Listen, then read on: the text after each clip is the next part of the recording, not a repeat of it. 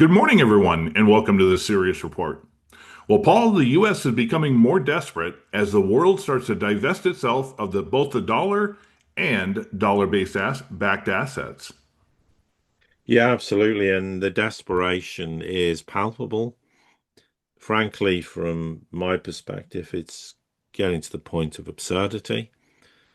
And it's just constantly signaling to the world, which really for the last couple of months, particularly since Trump's so-called Liberation Day, which turned into anything but a Liberation Day, a complete farce, the world really started to question the stability of the government, the fact that they were saying one thing one minute, changing their minds, changing it back, and this accelerated this ongoing, well, I would say, demise of the US dollar and the US Treasury complex, but also, as you say, dollar denominated assets. And then they're coming up with all these very, very peculiar ideas. And it's clearly, obviously related to the fact that the world is rejecting buying US debt. It's an ongoing thing we've seen for over a decade now. It all really started, ironically, in 2014, around the time of the Ukraine Maidan. No coincidence there. But it's really starting to accelerate in recent years, and particularly even more so in the last couple of months or so. But it was going on before that. And I thought I'd start with the fact that the US Senate, is voted to begin final consideration of this. This was 10 days or so ago, this Genius Act. And that allows basically enterprises to acquire non-bank stablecoin issuers and use stable coins to conduct banking business. And frankly, for me, this is absolutely ludicrous, and we'll explain why. Because that alone will put the financial system in a precarious state. It will cause economic problems because then it allows non-banks to issue stable coins. There's no regulatory protection in place. Okay, people will argue how much does that really matter anyway? But this would be federal deposit insurance. And obviously, what provides you that support with FDIC insured banks? Now, I know they don't insure you for every cent or the penny or pound or euro, whatever you have, but in this situation, it wouldn't be the case. So, having we talk already enough about the lack of regulation. I'm not one to want heavy regulation, but the financial system needs regulations, otherwise, it runs amok and does ridiculous things. I mean, and without any regulatory framework, then you have these uninsured non-bank issuers of stable coins. What does that mean in the future? If suddenly there's a problem, that could then create a contagion problem and cause a broader financial crisis. And it requires, therefore, on that basis, some emergency action. And again, if we have what we talked about recently, this ginormous uh, cascading event in the financial system, then it's just exacerbating that even more. And at the end of the day, the question is, what is the point of these stable coins? Well, it's to try and provide stability in the US Treasury market. Irrefutably, that's why they're doing it. And they're just telegraphing to the world, we have a problem with liquidity, we have a problem with uptake of treasuries, and everyone in the world knows the US is going to issue trillions of these in the next year and beyond. They say, oh, we're going to issue 3 trillion in 10 years. It'll be 3 trillion in the next 2 or 3 years at the most, maybe even 2 years, because that's how it always plays out. But when you start, for me, to allow these huge commercial enterprises to obviously use stable coins, and they effectively become banking enterprises. This is just taking a problem and making it 100-fold worse. And therefore, you effectively start to create another shadow banking system within corporations. And therefore, you start to create shadow banking deposits. And therefore, the argument is you're going to create an enormous problem vis-a-vis what happened in 2008 with these stable coins and create some. It's hard to describe what it would create, but in the process of doing this and how these could be utilized, then you're going to end up with massive amounts of leverage, and you're then going to create similar problems which we had leading up to and during the first Western financial crisis in 2008. You're going to create another one, and it's all going to be revolved around this whole crypto nonsense. And then it will inevitably spill over into the traditional financial system and engulf those institutions. And then the problem is, someone's going to sit there and go, well, so this is a non-regulated sector. It's blown itself up. It's now risking blowing up the actual financial system. But we're going to have to bail it all out. We're going to have to bail out these corporations who did reckless things. Because the problem, if they don't, is ironically, one of the big problems that could happen as a result of this is exacerbating also a major crisis in the bond markets, in the treasury bond market. I mean, the irony of ironies is you create a stable coin to alleviate the problems you have in treasury bond markets because no one's buying them, and in the process you blow them up by allowing this to happen. This, for me, I'm sorry, is idiotic behavior. Yeah, when I first started looking at the stable coins, obviously going back to the Bitcoin days, the white paper comes out almost a month, not more than a month after the October crash of 2008, which should speak out that, this isn't coincidence that it was ready in preparation immediately after the financial system, was on the verge of collapse. But that's fine. And then Bitcoin, of course, was laughed at. It's the old Gandhi thing. First they laugh at you, then they ignore you, then they fight you, and then you win type thing. Obviously, when Bitcoin started getting more and more capital put into it, when the US government desperately needed people to put money into treasuries as their safe haven, as more and more as cryptocurrencies started rising, then there was the fight to ban them all together. And then, well, we can't do that.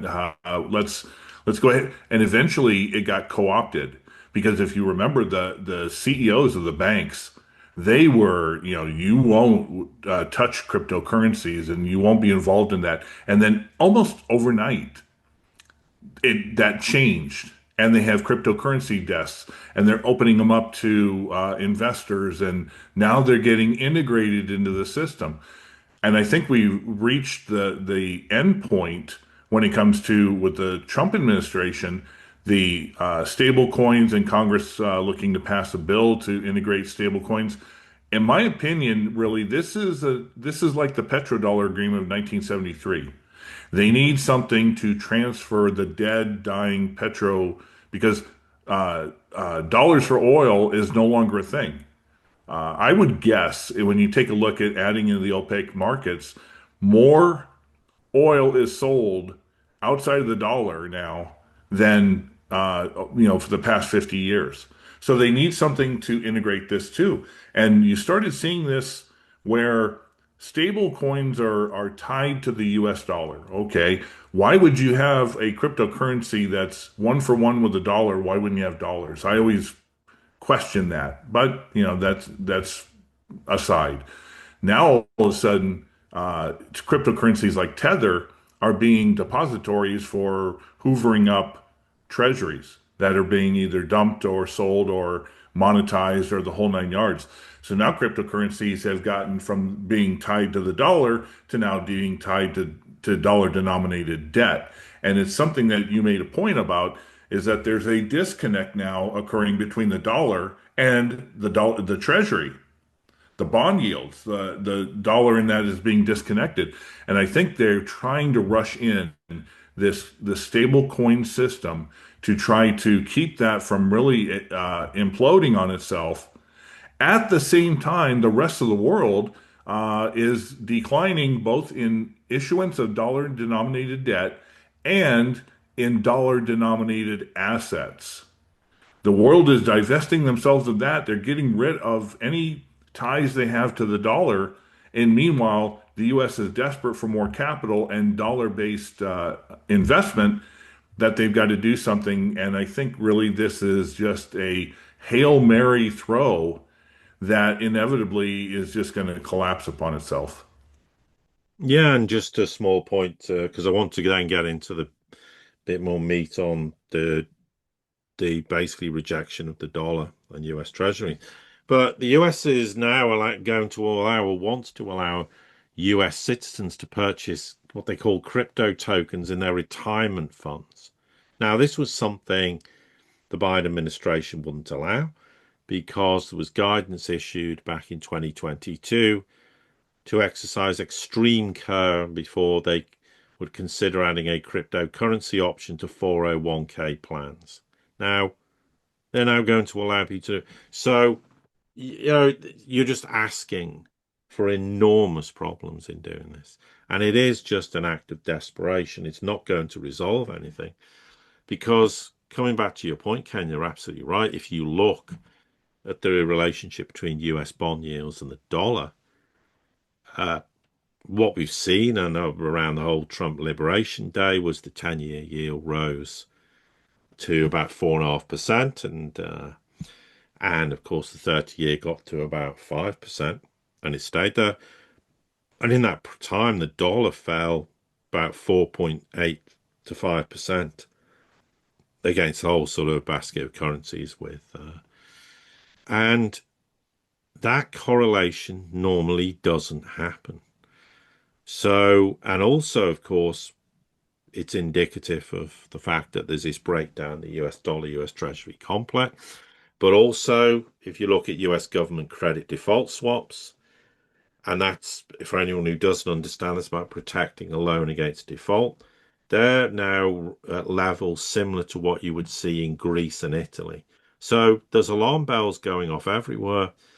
And instead of dealing with the fundamental problem, the US is going, no, we're going to embrace the crypto revolution, and that's going to be our answer. So the answer is to adopt something that is not going to fix the problem, but tells the rest of the world we're broken and we're acknowledging the fact the US dollar, US Treasury complex is toast. And Jamie Dimon, of all people, came out and said the US bond market's going to crack under the weight of rising debt. And he said, he goes, oh, people are going to panic. I'm not going to panic. We'll be fine. Well, that may be so, but who knows how bad things will get. But everyone really now freely acknowledges the fact that, amongst other people as well, that this is a huge problem. And also what's causing immense problems, this ridiculously named Big Beautiful Budget Bill, which was going to inevitably end up being passed. And what that's going to end up seeing is US debt, and I don't like this metric, but people do, as a share of GDP is going to be in excess of what we saw in the 1940s, irrefutably. And it is, I mean, you have tax cuts, you're just going to create bigger and bigger budget deficits. And it's worth noting just how absolutely idiotic the US Treasury market has become. If you go back to 2008, it was about $5 trillion. Now I would say it's 30 trillion. And in that time, when all this debt level is risen, demand is fallen, foreign investors, as we said, have been pulling out of the Treasury market for over a decade.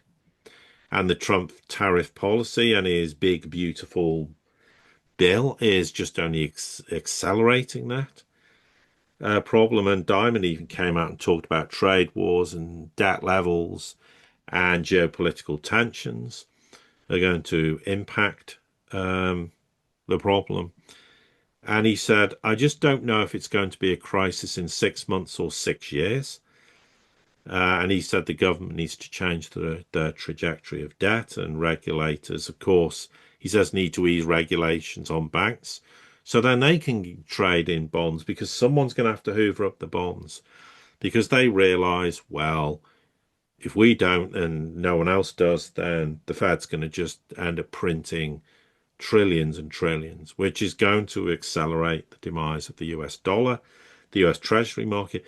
But here's the thing, you can say to institutions, buy up all this debt, but what happens if yields keep rising and rising and rising due to all the other problems that we've discussed previously, not least the economy cratering, lack of confidence in US bond markets, a lack of confidence in dollar denominated debt, more and more enormous dumping, and the yields rise there, and it started rising sharply. What's going to happen to all these financial institutions? They're going to be sat on enormous unrealized losses, granted. And I think increasingly institutions and more people are beginning to realize the bond market is an enormous problem. And there are going to be huge deficits run going forward. There's going to have to be more, in inverted commas, of treasury borrowing. The cost of capital is going to continue rising, and that is going to also impact economic growth. And there's even, of course, why Moody's downgraded the US. Part of it is because they said this Trump's bill, would push the US deficit from 6.5% of GDP last year to, they say, just under 9% within a decade. I don't guarantee it'll probably be 9% by 2030 or even before that. So when you stack up all these problems, and we'll come on, but I'll give way to you, Ken, and then talk about what's going on globally with dollar denominated debt. But you can see when you look at all these problems and stack it all up, it's an absolute monumental mess. And what they're proposing to do isn't a solution. It's just an act of desperation, and to rely on a crypto sector that you're to bail out your financial system and deal with the fact that no one wants to buy your treasury, and you're supposed to be the world reserve currency, just demonstrates what an absolute total mess the United States is in. Yeah, and I think I really want to emphasize this. It's the reality. Take a look at what Congress has failed to do. They try to come in with this Doge team, Elon Musk, to find fraud, waste, and abuse, and to find places that they could cut and cut the deficit. They do so. They get hindered all the way because the corrupt legal system keeps them from doing what they constitutionally allowed to do. And then Congress is supposed to codify this. Well, aren't we supposed to have this new conservative Congress that is interested in cutting spending? No. They are doing everything in their power to disregard it and keep the status quo. And this is why I don't put all of the onus on Donald Trump and his administration. Yes, his ideas are extraordinarily outlandish, and they speak highly of the desperation that we're implying here. But I give him a little bit of credit for at least trying something different, because you take a look at the numerous different administrations before, and they talked a good game, but they did nothing and just kept the gravy train going, increasing debt, living in this bubble where, oh, we don't care about debt. It's not our money. We can spend this. We can keep our friends going. And as long as we are politically viable and remain getting voted into office, we don't care. And that's exactly, how many years now have they been talking about Social Security is, within 5, 6, 7, maybe even 10 years of being insolvent, and they do nothing. Medicare, Medicaid, healthcare expenses going through the roof, and they do nothing. Treasury yields have been running this high going back to 2008, and when the Fed intervened by kicking the can down and expanding the monetary base to extraordinary levels, since it didn't affect them politically, they didn't care. So when it comes to things like this tariff demand and wanting to bring back industry and wanting to do the stable coins, I am not condoning these as real viable things, but I am at least recognizing that something out of the ordinary has to be done to avoid, to attempt to avoid collapse, because the status quo is fighting hard to keep the status quo, and they will gladly see this country and nation, this financial system, burn to the ground to rule among the ashes, because it doesn't affect these individuals. They already have their wealth and they don't care. And unfortunately, we're going to shift over to taking a look at what the world's doing in regards to credit and non-dollar credit. But it reached a certain point. I think, you could talk about the Ukraine conflict, removing Russia from SWIFT, China seeing the writing on the wall in creating, the Silk Road, etc. The world recognized that holding on to dollars is a Damocles sword towards hindering your growth and sovereignty, and that eventually dislocation from a single reserve currency, in this case the dollar, was a necessity, not just a benefit. Well, yeah, you have no choice but to do it. And because the US has destroyed its own, well, it's cooked its own golden goose by its behavior and reckless geopolitical behavior, reckless economic policies, financial policies, etc. And this is why, governments across Asia, Europe are raising far less debt in US dollars. I mean, and they're now preferring to issue currencies at home, local currencies. They want to avoid all the gyrations in the US Treasury markets. And because they're absolutely sick and tired of Trump changing his mind every 5 minutes, and also because they think the US is being reckless with its own government finances, which is true. But if you look at the issuance of dollars by or dollar bonds by non-US sovereigns, in the first 5 months of this year, they've fallen 20% year over year. And you're also seeing this huge reduction in dollar bond issuances by governments that traditionally are very supportive of the dollar, like Canada and Saudi Arabia, and they're not falling, in small amounts in that sort of first 5 month period of this year, both around 30%. And issuance is declining in Europe. So Poland's about 30%, for example. Whereas if you look at local currency bond issuance, this is now at a 5 year high. And we're talking hundreds of billions of dollars equivalent so far. So, and this all ties in with global investors. They're just pulling out of US dollar denominated assets. And this huge rise in local currency issuance is also related because domestically they've got falling interest rate, because inflationary pressures are starting to wane there, as opposed to us in the West where they're not. And then you've got countries coming out like Brazil going, we're going to issue sovereign bonds in the yuan. This is obviously after all these huge Chinese investments in Brazil and a renewal of their currency swap agreement.